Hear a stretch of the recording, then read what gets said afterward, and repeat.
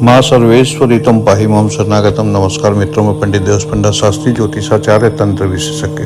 मित्रों, आज आपको भगवान भोले बाबा के जन्म से जुड़ी हुई कुछ रहस्यमय बातें आपके सामने रखने वाला हूँ कि इनका जन्म कैसे हुआ, कब हुआ, ये सब आज मैं आपको बताने वाला हूँ। इससे पहले मित्रों, आप लोगों से एक विनम्र आग्रह, अभी तक आप लोग मेरे चैनल को सब्सक्राइब नहीं किए मित्रों तो तुरंत सब्सक्राइब कर दें, वरना बाद में आप भूल जाएंगे। मैं अच्छी जानकारी आप लोगों के लिए लेके आ रहा हूँ। कृपया लाइक करें, कमेंट्स करें, शेयर करें, अपनी राय जरूर दें। आज मैं भगवान भोलेनाथ के जन्म के पीछे छिपे हुए रहस्य को आपके सामने उजागर करने वाला हूँ।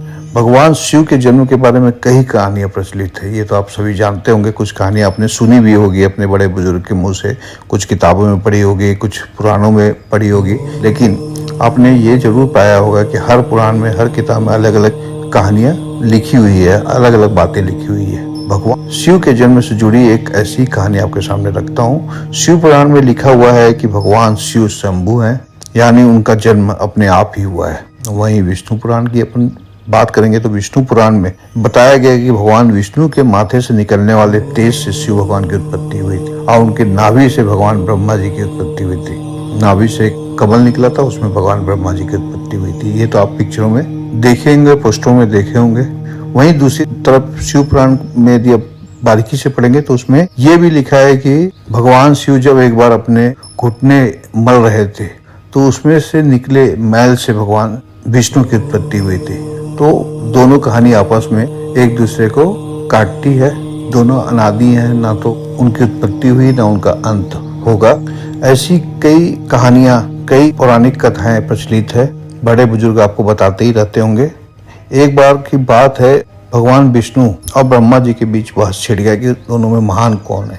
इस बात को लेकर जब दोनों बहस कर रहे थे तो एक खंबे के रूप में महादेव उनके बीच आए और वो दोनों को बोले कि आप दोनों में से जो भी इस खंबे का छोर को ढूंढ लेगा वही महान कहलाएगा। सुनते ही ब्रह्मा जी एक पक्षी का रूप लिए और खंबे के ऊपरी हिस्से को ढूंढने के लिए निकल गए।